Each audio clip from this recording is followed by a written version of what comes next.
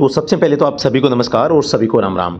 आज के इस सेशन में आप सभी का हार्दिक स्वागत है और स्टडी इंडो परिवार में मैं राज सर आप सभी को आज एक बार फिर से एक नया मॉक करवाने वाला हूं जिसमें हम 50 प्रश्नों पे डिस्कशन करेंगे और ये मैं फास्टली करवाता हूं क्योंकि ये फटाफट सेशन का एक भाग है और जिसमें बच्चों के पास में काफ़ी कम समय होता है, कम समय में अधिक जानकारी और फास्टली रिविजन का ये टॉपिक है।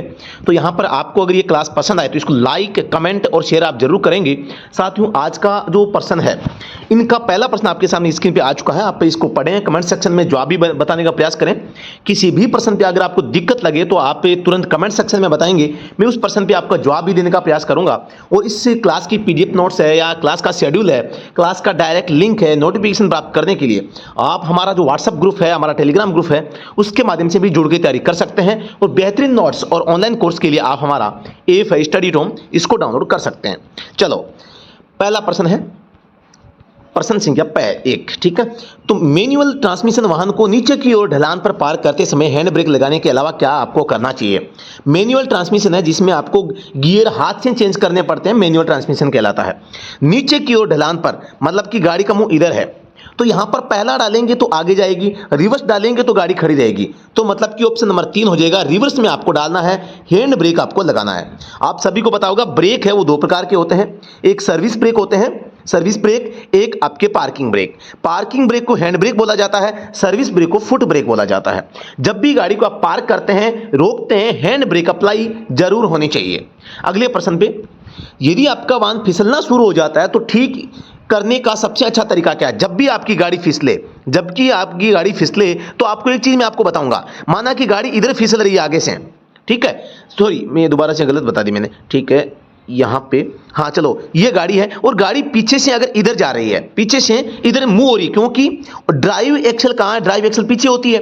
अब गाड़ी इधर ही फिसल रही है और आपने अगर इधर काटा, अब देखो किधर काटोगे आप, मतलब कि कहने का तात्पर्य है अगर आपने यहां पर गाड़ी पीछे से लेफ्ट में जा रही है, किधर जा रही है, लेफ्ट में, ये राइट है, यहां लेफ्ट है, ये राइट है। अब आपने अगर इसको राइट में मोड़ा तो गाड़ी और ज्यादा फिसल जाएगी और गाड़ी की डायरेक्शन चेंज हो जाएगी, क्योंकि पीछे से पहले से लेफ्ट में गाड़ी है, फिसल रही है। तो आपको क्या करना है, फिसलन की ओर मोड़ना है, आपको भी लेफ्ट में मोड़ना है, यह आपको समझना है। फिसलन की ओर चलाना या मोड़ना ऑप्शन नंबर 1 हो जाएगा। प्रश्न 3, सस्पेंशन सिस्टम का मूलभूत काम। साथियों कमेंट सेक्शन में बताओ यार ये प्रश्न आपको समझ में आया नहीं आया। ये पहिए हैं, ठीक है, ये गाड़ी है, ये गाड़ी पीछे, ये रियर व्हील है, ठीक है, ये आर नहीं लिखूंगा, ये रियर है भाई, ये पीछे का जो गाड़ी है, पीछे से गाड़ी क्योंकि ड्राइव इसमें है तो गाड़ी के पहिए ये घूम रहे हैं इंजन से, तो गाड़ी माना कि लेफ्ट में फिसल रही है, ये राइट है, लेफ्ट में फिसल रही है। अब आप अगर इसको राइट में मोड़ देंगे तो गाड़ी की डायरेक्शन चेंज हो जाएगी, ज्यादा फिसलेगी। आपने अगर लेफ्ट में मोड़ा तो गाड़ी फिसलने से बच जाएगी। ठीक आप कर सकते हैं, मतलब ऑप्शन नंबर 1। समझ में आया नहीं आया कमेंट में बताओ। सस्पेंशन सिस्टम का मूलभूत काम क्या है। सस्पेंशन आप सभी को पता है, रोड की जो झटके होते हैं उनको कम करना और कुशन प्रदान करना। कुशन का मतलब वो तकिए के रूप में काम करना, वाहन को कुशन प्रदान करना और रोड के झटकों से बचाव करना। ऑप्शन नंबर सी इसका राइट आंसर हो जाएगा। निम्नलिखित प्रकार के वाहनों को निर्बाध मार्ग दिया जाना चाहिए। जो ये मैं स्पीड से बता रहा हूं, ये आपको पसंद है या आप इसको नापसंद करते हैं, इसके बारे में बताओ। हमें धीरे पढ़ना चाहिए या फास्ट जो चल रहा है काम वैसे चलने दिया जाना चाहिए। आपका कमेंट हमारे लिए बहुत कीमती है। आगे की क्लासें आपके कमेंट पर आधारित रहेगी। तो जो निर्बाध गति से, यानी कि ऐसे कौन से व्हीकल होते हैं जिनको आपको रास्ता देना चाहिए। तो आप सभी को पता होगा कि यहां पर बाढ़, भूकंप आदि किसी विशेष कार्य में लगे आपातकालीन वाहन होते हैं, एम्बुलेंस है, अग्निशमन है, ये सभी वाहन है ना, ये सभी आपात वाहन बोला जाता है। और आपात वाहनों को हमेशा निर्बाध मार्ग आपको देना चाहिए। इसका उल्लेख धारा 194 ई में दिया गया है। अगर आप ऐसा नहीं करते हैं तो 10,000 का जुर्माना आपके ऊपर लगाया जा सकता है। प्रश्न 5, गोल आकृति में एक मोटी रेखा ब्लैक कलर में रेस्ट्रिक्शन एंड का संकेत है। किसका है, रेस्ट्रिक्शन एंड का। अब ये चिन्ह जो है क्या बताता है, रोक समाप्ति या रेस्ट्रिक्शन एंड, इसके बारे में गलत आपको बताना है, गलत कौन सा है, ठीक है। रोक समाप्ति चिन्ह है, बिल्कुल ठीक है। इसका बॉर्डर सफेद रंग में होता है, सफेद का अभी काले में है ना, ये गलत हो गया। जहां पर बड़ी सड़कें या मार्ग या व्यस्त सड़कों समाप्त होने के स्थान पर लगाया जाता है, बिल्कुल रेस्ट्रिक्शन एंड होता है। यह मार्ग में संकेतों के पालन करने तो निर्देश के समाप्त होने का संकेत है, यानी कि रेस्ट्रिक्शन एंड का संकेत है, बिल्कुल इसको रेस्ट्रिक्शन एंड बोला जाता है। प्रश्न संख्या 6, मेन रोड पर चलाते समय यदि आपके वाहन का ट्यूब या टायर पंचर हो जाए तो आपको क्या करना चाहिए। आपकी गाड़ी पंचर हो जाती है, आप क्या करेंगे? धीरे चलाएंगे, पंचर हुई ट्यूब या टायर की मरम्मत के लिए गैराज या फ्यूल फिलिंग स्टेशन पर जाएंगे। आप सभी को पता होगा, गाड़ी पंचर हो गई है तो आप गाड़ी का प्रयोग रोड पर नहीं कर सकते, धीरे भी फास्ट भी नहीं। आप पंचर गाड़ी का प्रयोग रोड पर कर ही नहीं सकते, चला ही नहीं सकते। मतलब कि वाहन को धीरे से और सावधानी से सड़क के किनारे ले जाएंगे, टायर को खोलेंगे, पंचर निकलाएंगे, वापस लगाएंगे, फिर ले जाएंगे। ऑप्शन बी हो जाएगा। प्रश्न संख्या 7, टायर में कम हवा के दबाव से आपकी ड्राइविंग में क्या बुरा असर पड़ सकता है? मैं बताऊंगा आपको एक, ये जो है ना नीलेट का NIELIT नीलेट का पेपर था, उसका प्रश्न है और इसमें बोर्ड खुद कंफ्यूज है कि वो इसका आंसर क्या दे। बोर्ड पहले तो ये बता रहा है, ये पहले तो ये बताता है, फिर ये बताता है, फिर डिलीट कर देता है, फिर डिलीट कर देता है। ऐसा देखो मामला, बोर्ड के भी ये हालात हैं। ठीक है, तो मेन रोड, चलो प्रश्न संख्या 7, टायर में कम हवा के दबाव से आपकी ड्राइविंग में क्या बुरा असर पड़ सकता है? कम हवा कम होगी तो यहां पर क्या हो सकता है? कॉर्नरिंग, ब्रेक लगाने, स्टेबिलिटी में असुविधा। स्टेबिलिटी यानी गाड़ी एक सही स्थिति में स्थिति नहीं रह पाती, स्टेबल नहीं रह पाती। ब्रेक लगाने में दिक्कत आएगी। कॉर्नरिंग यानी कॉर्नर घिसेंगे। फ्यूल अधिक खर्च होगा, ये भी ठीक है, ये भी ठीक है। टायर असामान्य रूप से खराब होना, टायर फेलियर की घटना, टायर फेल भी हो सकता है, फट सकता है, पंचर हो सकता है ना, तो उपरोक्त सभी हो जाएगा। प्रश्न संख्या 8, रक्षात्मक ड्राइविंग क्या होती है? रक्षात्मक ड्राइविंग का मतलब है अन्य, आप गाड़ी चलाते हैं तो आप ऐसा माने कि सामने से आ रहा है, बगल से आ रहा है, सभी लोग अनजान है, केवल जानकार मैं हूं, तो मुझे उनसे बचना है। वो अनजान व्यक्ति है, वो मुझे ठोक सकते हैं, मेरी गाड़ी को ठोक सकते हैं। मतलब कि हमें दुर्घटना से अपने आप को बचाना है। ये नहीं कि यार आगे वाला अपने आप साइड में करेगा, ऐसा मत करना। आपको अपने आप को ड्राइविंग करते समय दूसरे वाहनों से बचाना है। केवल गाड़ी चलाना ही नहीं, दूसरे वाहनों से एक्सीडेंट से बचना भी एक ड्राइविंग है ना।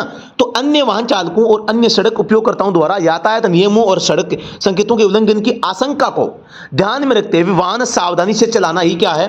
रक्षात्मक ड्राइविंग कहलाता है। आपकी कार का बीमा समाप्त हो गया है, आप इसे नवीनीकृत करने से पहले कब तक कानूनी तौर पर अपने वाहन को चला सकते हैं? बीमा की बात आई है तो बीमा का उल्लेख यहां पर धारा 146-47 में अनिवार्य किया गया है। नहीं करते हैं, धारा 196 में लागू है। जुर्माना पहली बार में 2000, दूसरी बार पकड़े जाते हैं तो 4000, 3 माह का यहां पर कैद का भी प्रावधान किया गया है। वो आप बिना वाहन का बीमा करवाए एक भी दिन गाड़ी नहीं चला सकते, 0 दिन हो जाएगा। गिव वे का संकेत है, उल्टा त्रिभुज है, गलत बताना इसके संबंध में, रास्ता दें, सही है, ये त्रिभुज में बना है, ये भी ठीक है। ये एक चेतावनी संकेत है, नहीं है भाई, चेतावनी नहीं, ये एक आदेशात्मक संकेत है, इसका पालन करना आवश्यक होता है, ये भी ठीक है। माना कि एक रोड है, आप इस रोड में यहां से छोटी रोड से एंटर कर रहे हैं, तो यहां पर ये गिव वे का संकेत होगा और इसका मतलब ये है कि आप जहां से यहां जाएंगे तो यहां से जो पहले से गाड़ी आ रही है ना, इसको आपको रास्ता देना चाहिए। मेन मार्ग पर या मुख्य मार्ग पर चल रहे वाहनों को बिना बाधा पहुंचाए आपका प्रवेश होना चाहिए, न कि उनको बाधा पहुंचाकर आप प्रवेश कर रहे हैं ना। तो समझ गए होंगे मैं क्या आपको समझाना चाह रहा हूं, ठीक है? समझ में आया नहीं आया कमेंट सेक्शन में आप बताएं। तो इस प्रश्न का सही जवाब क्या हो जाएगा? गलत पूछा है ना, तो गलत ऑप्शन नंबर सी हो जाएगा। प्रश्न संख्या 11, वाहन का इंजन चालू करने से पहले आपको क्या करना चाहिए? सभी को पता है, कई बार प्रश्न आ चुका है। रेडिएटर का कूलेंट स्तर और इंजन ऑयल ईंधन स्तर की जांच आप करेंगे।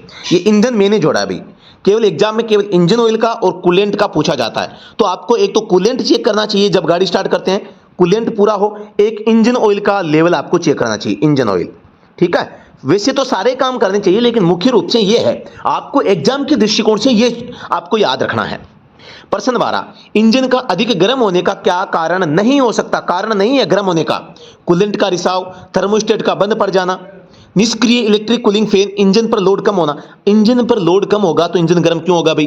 तो ये क्या हो जाएगा? गलत हो जाएगा। बाकी सभी कारण है इंजन गर्म होने के, ठीक है। अगला प्रश्न, कौन सा वाहन हाई वोल्टेज बैटरी का उपयोग करता है? इलेक्ट्रिक, 3 पहिया रिक्शा, छोटी मोटरसाइकिल, उपरोक्त सभी। तो यहां पर केवल इलेक्ट्रिक जो व्हीकल होते हैं ना, वो हाई वोल्टेज का प्रयोग करते हैं। लंबी गाड़ियां होती है, इनमें 12 वोल्टेज की बैटरी काम आती है। एचएमवी गाड़ियां होती है, इसमें 12 वोल्टेज प्लस 12 वोल्टेज यानी 24 वोल्टेज की बैटरी काम आती है। एम्पियर पूछे तो 65 एम्पियर बता सकते हो, इसका एम्पियर पूछे तो 120 एम्पियर या 100 एम्पियर के आसपास इसकी होती है। लेकिन जो इलेक्ट्रिक गाड़ियां होती है ना, इनमें हाई वोल्टेज बैटरी और इनमें मोस्टली लिथियम आयन बैटरी का प्रयोग किया जाता है, लिथियम बैटरी का प्रयोग किया जाता है। आप एक संकड़ी पुल के पास जा रहे हैं, दूसरा वाहन विपरीत दिशा से पुल में प्रवेश करने वाला है, आपको क्या करना चाहिए? आपको एक अच्छा इंसान बनना चाहिए। अगर पुल पर किसी सामने से आ रहा वाहन अगर प्रवेश करने वाला है या कर चुका है तो आप दुर्घटना से बचने के लिए अपने वाहन को धीमा करें और उसको पहले पुल को पार करने दें, यानी दूसरे वाहन के पुल को पार करने तक प्रतीक्षा करें, फिर आगे बढ़ें। ऑप्शन सी हो इसका जवाब हो जाएगा। एक अनिवार्य यातायात चिन्ह किस आकार में होता है? अनिवार्य का पूछा है, मतलब कि कंपलसरी, कंपलसरी, ठीक है। तो कंपलसरी जो होता है गोल आकृति में होता है, यानी सर्कल या वृत्त में होता है। आयताकार ये सूचनात्मक होते हैं भाई, सूचनात्मक, या ना, और वर्ग में भी यही होते हैं, और ठीक है। बाकी त्रिभुज में आपको पता चेतावनी होते हैं। एक सामान्य यात्री कार के लिए इनमें से कौन एक विशिष्ट टायर प्रेशर? पहली बात तो यह टायर प्रेशर को पीएसआई यानी कि पौंड पर स्क्वायर इंच में मापा जाता है।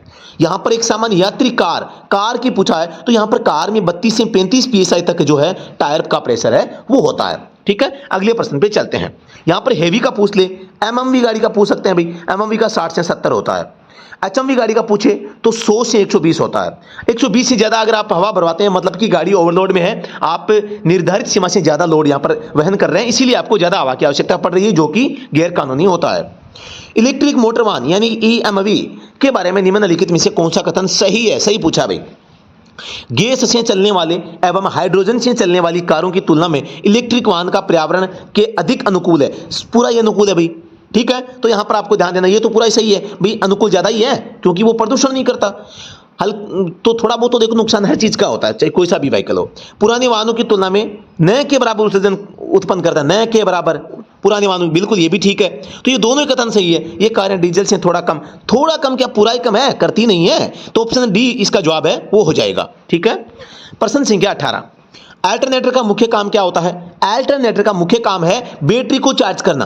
अब बैटरी को चार्ज करना, अब यहां पर 3 हो गए, बैटरी को चार्ज करना सभी है भाई। अब ये है low RPM, high RPM, low and high RPM. तो एक तो होता था आपके डायनमो, क्या होता था? एक तो होता था डायनमो, एक होता है अल्टरनेटर। इन दोनों में फर्क क्या है? अल्टरनेटर, तो जो अल्टरनेटर है ना, ये हाई और लो पे दोनों पे इसको चार्ज कर देता है। डायनमो केवल हाई पे काम करता है, क्या? केवल हाई पे काम करता है। और अल्टरनेटर जो है, अल्टरनेटर लो एंड हाई दोनों पे बैटरी को चार्ज कर सकता है। तो इसलिए इस प्रश्न का जवाब हो जाएगा ऑप्शन नंबर 1।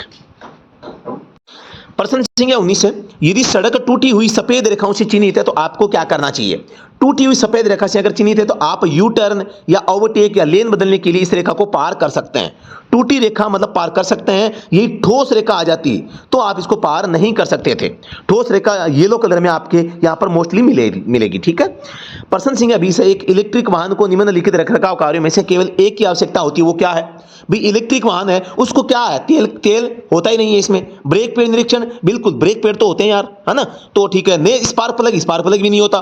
टैंक में दबाव कम हो जाने पर तेल भरवाना, तेल तो इसमें होता ही नहीं है। तो ऑप्शन नंबर क्या हो जाएगा? बी हो जाएगा, यानी कि एक इलेक्ट्रिक वाहन को ब्रेकिंग सिस्टम की देखभाल की हमेशा आवश्यकता होती है, क्योंकि बाकी चीजें इसमें होती नहीं है ना, लाइट से चलती है। तो आप 2 लेन वाली सड़क पर गाड़ी चला रहे हैं, आपके सामने वाला वाहन बहुत धीमी गति से चल रहा है, सामने मतलब जो सामने आपके आगे चल रहा है, आप जिसको ओवरटेक करना चाह रहे हैं और आगे का रास्ता ओवरटेक करने के लिए साफ है, आपको क्या करना चाहिए? सभी को पता है, आपके सामने वाला जो वाहन है, आप इसके पीछे हैं, अगर वो धीमा चल रहा है, ये धीमा चल रहा है, तो आप इसको ओवरटेक कर देंगे, ठीक है। ओवरटेक करेंगे हमेशा राइट साइड से, कहां से? राइट साइड से। ओवरटेक हमेशा राइट साइड से किया जाता है। कहां से? वाहन को दाहिनी ओर से पास करें। ऑप्शन नंबर 20 का राइट आंसर हो जाएगा। प्रश्न समझ में आ रहा है ना? इंटरेस्ट आ रहा है ना क्लास के प्रश्नों को समझ में? आप समझ रहे हैं ना? कोई दिक्कत हो तो उस प्रश्न का कमेंट सेक्शन में आप जवाब मांग सकते हैं। एकल मार्ग के रूप में निर्दिष्ट सड़क पर नहीं करना चाहिए। एकल मार्ग को हम वन वे के नाम से जानते हैं। वन वे होता है ना, इसको एकांगी भी कहते हैं, एकांगी। और आप इसका चिन्ह है ना, इसमें एक एरो जा रहा होता है, एक और एरो आता है, दोनों में से एक को काट देते हैं, मतलब 2 थे, 2 में से एक को काटा, मतलब एकल मार्ग, वन वे। अब इसमें एकांगी मार्ग, वन वे मार्ग है ना, तो ये भी कह सकते हैं, ये भी कह सकते हैं कि भी एक दिशा में यान प्रतिच्छेद, ये रहा देखो, एक दिशा में यान प्रतिच्छेद, है ना, समझ रहे हैं ना? तो ये भी आ सकता है। थोड़ा सा आपको ध्यान रखना है। तो यहां पर सड़क साइड में गाड़ी रोक सकते हैं, ओवरटेकिंग कर सकते हैं, रिवर्स गियर में गाड़ी चला सकते हैं। निर्दिष्ट सड़क पर नहीं करना चाहिए, क्या नहीं करना चाहिए? रोकना कर सकते हैं, ओवरटेक कर सकते हैं, रिवर्स में नहीं चला सकते। ऑप्शन नंबर सी क्या हो जाएगा? राइट आंसर यहां पर हो जाएगा। एक निजी वाहन के रिकॉर्ड हैं, एक जो प्राइवेट व्हीकल होता है ना, उसके डॉक्यूमेंट्स पूछें। एक प्राइवेट व्हीकल होता है, एक कॉमर्शियल व्हीकल होता है। प्राइवेट व्हीकल में आरसी जरूरी है, फिटनेस टैक्स इसमें साथ में आ जाते हैं, डीएल जरूरी है, पीयूसी जरूरी है, इंश्योरेंस जरूरी है, ठीक है। अब कॉमर्शियल की बात करता हूं, आरसी, फिटनेस, यहां पर टैक्स होगा, परमिट होगा, अब पीयूसी भी होगा और इंश्योरेंस भी होगा, ठीक है। तो ये सारी चीजें यहां पर होनी चाहिए। आजकल फास्टैग को भी ऐड कर लो भाई, फास्टैग और जोड़ लो। तो यहां पर जो प्राइवेट गाड़ी होगी उसका पंजीकरण, बीमा, पीयूसी, ड्राइविंग लाइसेंस हो जाएगा, ठीक है। अगले प्रश्न पे चलते हैं। अब देखो एक जीसीआर आया है, जीसीआर कमेंट सेक्शन में बता दो इसका पूरा नाम क्या होता है, जीसीआर किसे कहते हैं बताओ। देखें, यदि आप किसी अन्य वाहन को खींच रहे हैं तो आप एक रस्सी का उपयोग कर सकते हैं, बिल्कुल कर सकते हैं, जो आपके वाहन के पीछे से अधिक लंबी न हो। ये दो व्हीकल है, आपको इनको जोड़ना है, तो ये जो दूरी है ना, ये कितनी हो सकती है ये पूछा गया भाई, ठीक है। तो ये दूरी 5 मीटर मैक्सिमम होती है भाई, याद रखना 5 मीटर से ज्यादा नहीं हो सकती। रात के समय विशेष परिस्थितियों में जब कोई वाहन सड़क के किनारे पर पार्क किया जाता है तो आपको क्या करना चाहिए, सड़क किनारे जब भी वाहन को पार्क करें वो भी रात के समय, तो आपको पहली बात तो इंजन आपका बंद हो, चालू वाहन को रोड के किनारे खड़ा मत करो आप, वाहन लॉक होना चाहिए, वाहन को लॉक करो, पार्क लाइट ऑन होनी चाहिए, ये तीनों काम आपको करने हैं, ठीक है। अगले प्रश्न पे चलते हैं। जब आपके ब्रेक गीले हो जाते हैं, आपने अपनी कुछ क्षमता खो देते हैं, तो आपको क्या करना चाहिए, जब ब्रेक गीले होकर फेल हो जाते हैं ना, तो आपको बार बार प्रेस करना चाहिए, बार बार प्रेस दबाना चाहिए।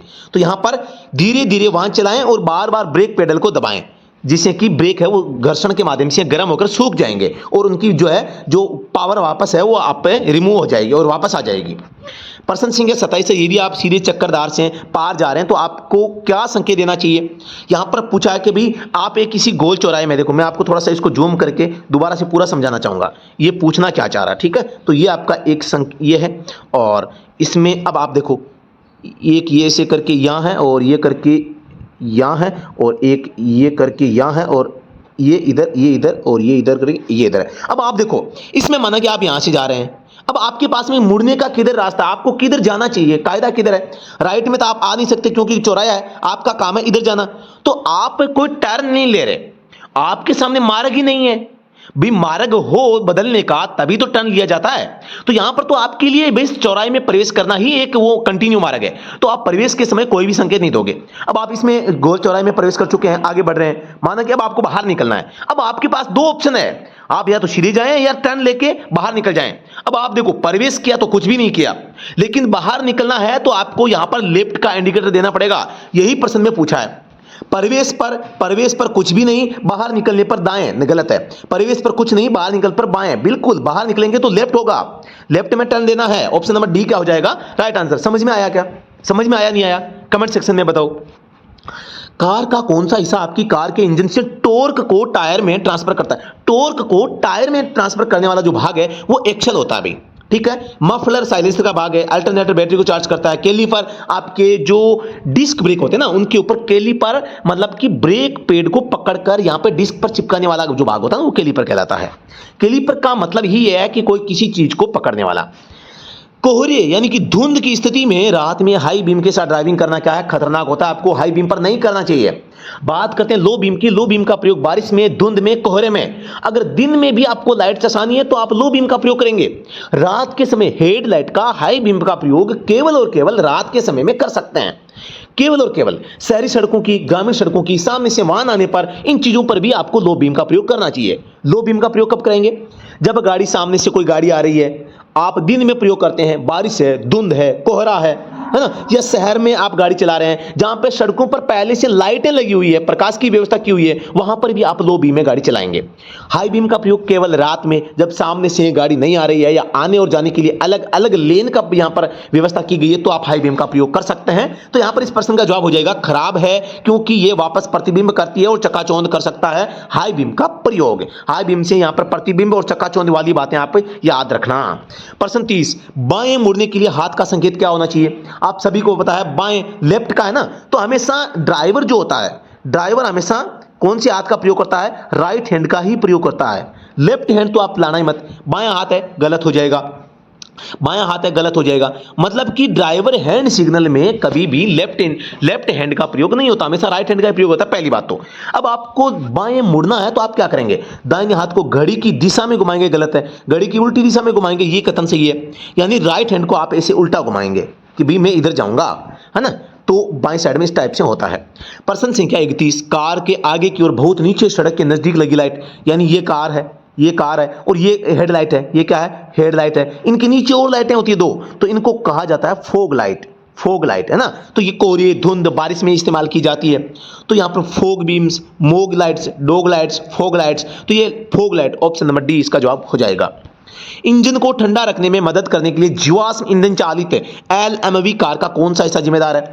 इंजन को ठंडा रखने के लिए बात हुई है, तो आप सभी को पता है इंजन को ठंडा की बात आई तो यहां पर रेडिएटर इसका पार्ट हो जाता है। रेडिएटर कूलेंट या पानी की मदद से इंजन को ठंडा रखने में मदद करता है। ठीक है, तो ये अगले प्रश्न पे चलते हैं।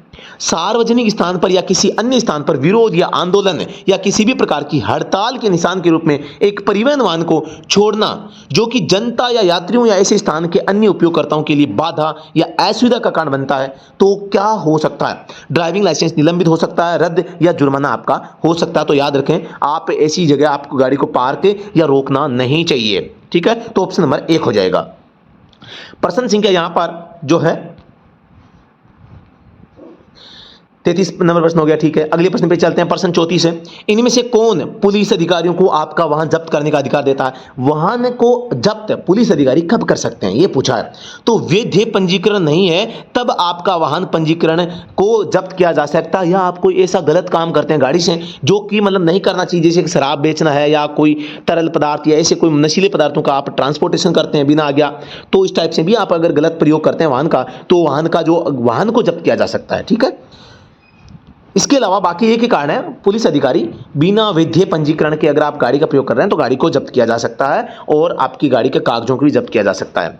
कागज तो है नहीं, क्या करेंगे? रियर व्यू मिरर का उपयोग किया जाता है। रियर का मतलब क्या होता है? गाड़ी जो होती है, गाड़ी में देखो दो तो साइड में होते हैं, एक बीच में मिरर होता है, आप सभी को पता होगा, जिसमें हम पीछे की सीट पर बैठे जो है बढ़िया कोई आदमी बैठा है तो उसको देख लेते हैं ना। ऐसा नहीं है भाई, ये पीछे वाला जो मिरर होता है ना, रियर व्यू मिरर बोला जाता है इसको, और ये पीछे के दृश्य को देखने का काम आता है। अब पीछे सीट पर कोई बैठा है तो उसको भी देख लो, दिक्कत क्या है, देख लो ना यार। ठीक है, लेकिन एक्चुअली इसका उपयोग है ना, वो उपयोग है गाड़ी के पीछे का जो दृश्य है, पीछे की गाड़ियां हैं उनको पीछे एक छोटा सा कांच लगा होता है, उसके माध्यम से पीछे देखने के काम आता है। ठीक है, तो यहां पर साइड मिरर का काम गाड़ी के पीछे का साइड का स्थान देखता है, और बीच वाला जो है ना, ये गाड़ी के ठीक पीछे की गाड़ियों को देखता है, ये मार्ग को देखता है। तो ऑप्शन पीछे से आ रहे ट्रैफिक को देखने के लिए, केवल ठीक पीछे, है ना। तो यहां पर आपको ध्यान देना है इन चीजों के बारे में। अगले प्रश्न पे चलते हैं। मैनुअल ट्रांसमिशन वाली कार में गियर बदलने के लिए आप इनमें से किसका उपयोग करना आवश्यक रूप से करते हैं? किसका प्रयोग करते हैं? सभी को पता है कि भी मैनुअल ट्रांसमिशन का मतलब है हाथ से आपको चेंज करना है। गियर जब चेंज करते हैं तो आप सभी को पता है हम क्लच का प्रयोग करते हैं, और क्लच का प्रयोग यही है कि गियर प्लस जो इंजन है ना, इनका संबंध तोड़ना और जोड़ने का काम करता है क्लच। तो यहां पर क्लच इसका जवाब हो जाएगा।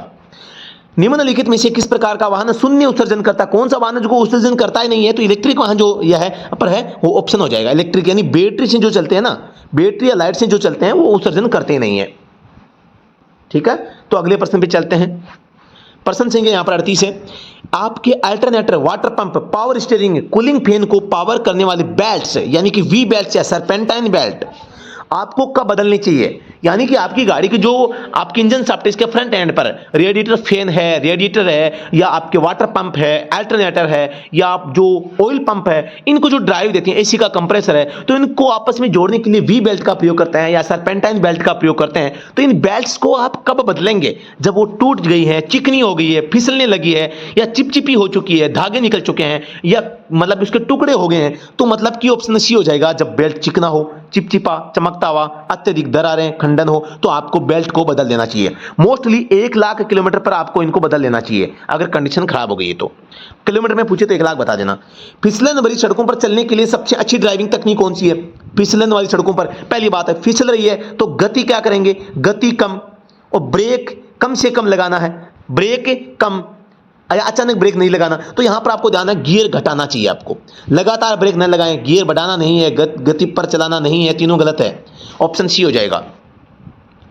प्रश्न संख्या 40। गोल आकृति एक एरो जा रहा, एक एरो आगे निकल रहा, इसको आगे वाले को काटा, मतलब कि आगे नहीं निकलना है, मतलब कि ओवरटेक करना प्रतिबंधित है, पिछेलना करना प्रतिबंधित है, एक आदेशात्मक संकेत है। हैंड ब्रेक का मुख्य उपयोग क्या है? हैंड ब्रेक मैंने बताया था, ब्रेक 2 प्रकार के हैं, एक तो सर्विस ब्रेक, एक आपके हैंड ब्रेक। हैंड ब्रेक को पार्किंग ब्रेक बोला जाता है, सर्विस ब्रेक को फुट ब्रेक बोला जाता है। जब आप हैंड ब्रेक का प्रयोग करते हैं तो कब करते हैं? जब आप किसी अपने वाहन को, गाड़ी को पार करते हैं, रोकते हैं, तो यहां पर हैंड ब्रेक का प्रयोग करते हैं। अगले प्रश्न पर कार में मफलर का काम क्या है? मफलर जो होता है ना, यह एग्जॉस्ट सिस्टम का भाग है, एग्जॉस्ट जो सिस्टम है उसका पार्ट है। और यहां पर ये क्या करता है, ये शोर को कम करता है, नॉइज को, आवाज को, नॉइज कह दो, आवाज कह दो, आवाज को शांत करता है।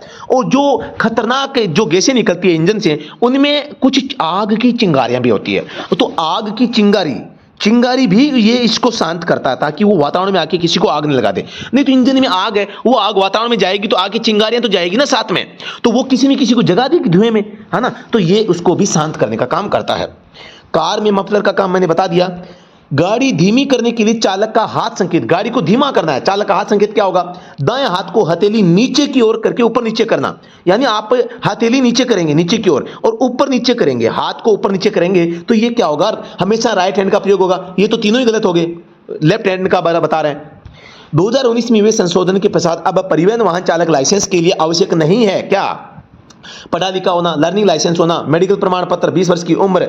यहां पर क्या जरूरी नहीं है? यहां पर पढ़ा लिखा होना, यहां पढ़ा लिखा होना जरूरी नहीं है, केवल साक्षर व्यक्ति जो है यहां पर आप हेवी लाइसेंस बनवा सकते हैं, ठीक है। तो यहां पर आपको ध्यान देना है। यहां पर मैं आपको चीज बताना चाहिए, कंडीशनल सेंटेंस है, इसको थोड़ा सा मैं भी होल्ड करूंगा प्रश्न को। आप इस प्रश्न को थोड़ा सा, जो मोटर व्हीकल एक्ट है इसमें एक्चुअल में देखते हैं तो वहां पर यह पाया जाता है कि आपको यहां पर पुराने लाइसेंस है ना, जो एलएमवी जारी हो चुके हैं, ये कंडीशन केवल एलएमवी जिनके पास में होता है उनके लिए लागू होती है।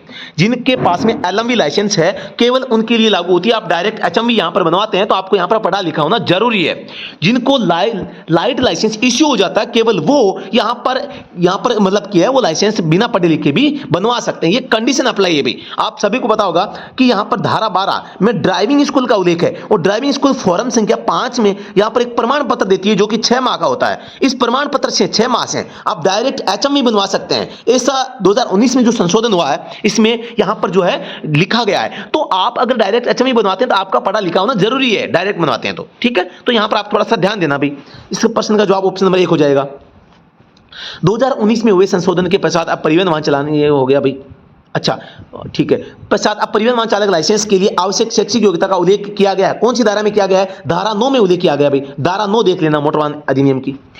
आपके वाहन का पंजीकरण प्रमाण पत्र 1 अगस्त 2022 को समाप्त हो रहा है, तो अब आप कब तक पुराने पंजीकरण से वाहन का प्रयोग कर सकते हैं? 1 अगस्त 2022 को समाप्त हो रहा है, तो अब 1 अगस्त 2022, 1 जुलाई 2022, 1 अगस्त 2022, ये सितंबर हो गया, ये अक्टूबर हो गया, तो आप कब तक कर सकते हैं? आप केवल 1 अगस्त तक ही वाहन का प्रयोग कर सकते हैं, नहीं तो पहले तक तो करते ही हैं, बाद में नहीं कर सकते, ठीक है। तो यहां पर यह भी सही हो जाता है इस टाइप से। तो कब तक कर सकते हैं? तो 1 अगस्त तक कर सकते हैं भी, ऑप्शन नंबर 1। अगर आपकी उम्र 45 वर्ष है, आप हल्का मोटर वाहन लाइसेंस बनवा लेते हैं, तो उसकी अवधि क्या होगी? आप सभी को पता होगा 18 से 30 के बीच में बनवाते हैं तो 40 वर्ष की उम्र तक ये वैलिड रहता है। इसके अलावा 30 से 50 के बीच में बनवाते हैं तो 10 वर्ष के लिए मान्य होता है, ठीक है। तो यहां पर 10 वर्ष हो जाएगा। अगले प्रश्न पे चलते हैं। मोटर वाहन अधिनियम के अनुसार निम्न में से कौन सी धारा का सही मेल नहीं है? यात्रियों की ओवरलोडिंग, धारा 194 ए। बिना बीमा के तहत वाहन चलाना, धारा 194 नहीं है भाई, 196 है, यह गलत हो जाएगा। बिना परमिट वाहन का प्रयोग, धारा 192 ए। वाहन पंजीकरण से संबंधित अपराध करना, धारा 192 बी। तो यहां पर राइट आंसर हो जाएगा बी, यानी कि बीमा से संबंधित 196 जो धारा यहां पर है, ठीक है। प्रश्न संख्या 49। आप रात्रि के समय किसी सड़क पर जा रहे हैं तो आपको क्या करना चाहिए? रात्रि के समय किसी सड़क पर जा रहे हैं तो सामने से एम्बुलेंस आ रही हो तो उसे आसानी से गुजरने हेतु मार्ग प्रदान करेंगे या कोई बाधा उत्पन्न नहीं करेंगे, ये हो गया। वाहन की हेडलाइट को हाई बीम पर नहीं करेंगे। रात्रि का समय है, आप कर सकते हैं, क्यों नहीं करेंगे भी? गलत है कथन। स्कूल के सामने हॉर्न का प्रयोग नहीं करूंगा। स्कूल के सामने कर सकते हैं अगर आपकी दूरी 100 मीटर से ज्यादा दूर है स्कूल से, तो है ना।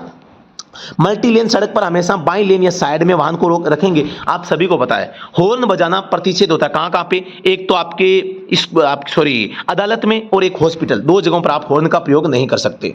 तो यहां पर एक तो अदालत होती है, एक हॉस्पिटल होती है, वहां पर हॉर्न का प्रयोग नहीं कर सकते। स्कूल के पास में भी आप नहीं कर सकते, लेकिन स्कूल के सामने अगर बच्चे स्कूल से बाहर निकल रहे हैं और वहां पर आप रोड के ऊपर हॉर्न बजाकर आपको निकलना चाहिए, क्योंकि बच्चे अचानक आ सकते हैं। तो सावचेत करने के लिए स्कूल के सामने हॉर्न का प्रयोग नहीं करूंगा, लेकिन आप कर सकते हैं, ठीक है। यहाँ पर मल्टी लेन सड़क पर हमेशा बाई लेन या साइड में वाहन को रखेंगे। मल्टी लेन सड़क पर आप हमेशा बाई लेन जरूरी नहीं है, आप किसी भी लेन में सड़क को पर गाड़ी चला सकते हैं अपनी स्पीड या व्हीकल के अकॉर्डिंग, तो ये भी गलत हो जाएगा, ठीक है। तो यहाँ पर राइट आंसर जो है वो केवल और केवल कौन सा है? ऑप्शन नंबर सी हो जाएगा। पर्सन संख्या 50 है। पेट्रोल वहाँ से निकलने वाली सबसे जहरीली गैस की बात आ जाए, पेट्रोल हो चाहे डीजल हो, दोनों ही वाहनों में CO आपको यहाँ पर राइट आंसर करना है। कार्बन मोनोऑक्साइड इसका जवाब सही हो जाता है। तो साथियों आज की जो क्लास है यहाँ पर शानदार तरीके से हमने स्टडी एट होम जो हमारा प्लेटफॉर्म है, आप हमारे मित्र हैं, हम आपके मित्र हैं और हम मिलकर अच्छी तैयारी आपकी करेंगे तो बेहतरीन आपके पास में मौका है गवर्नमेंट जॉब प्राप्त करने का। साथियों अगर आप हमारा ऑनलाइन कोर्स या हमारा जो स्टडी एट होम ऐप है उसके माध्यम से तैयारी करनी चाहते हैं तो वहाँ पर भी बेस्ट नोट्स अवेलेबल हैं और शानदार कंटेंट आपको वहाँ पर प्रोवाइड होता है, आप वहाँ से भी तैयारी कर सकते हैं। कैसे करना है, ये ऐप गूगल प्ले स्टोर से डाउनलोड करना है, कोई क्वेरी हो तो इन नंबरों पर संपर्क करना है। दोस्तों अभी के लिए इतना ही, फिर से मिलते हैं नेक्स्ट वीडियो में। दोस्तों क्लास के बारे में फीडबैक आप कमेंट सेक्शन में जरूर बताएंगे कि क्लास को समझ में आया नहीं आया, और आया तो कैसा लगा आपको। तो साथियों इस क्लास को आपको लाइक और शेयर करना है। आपको अगर इसमें कुछ भी सीखने को मिला है, आपको हेल्पफुल ये क्लास रही है तो छोटा सा काम मेरे कहने से मेरे लिए कर देना। मैंने आधा घंटा आपको दिया है तो इसके लिए आपके 5 सेकंड का टाइम है, शेयर करने का थोड़ा सा कष्ट करें आप। तो दोस्तों धन्यवाद, जय हिंद।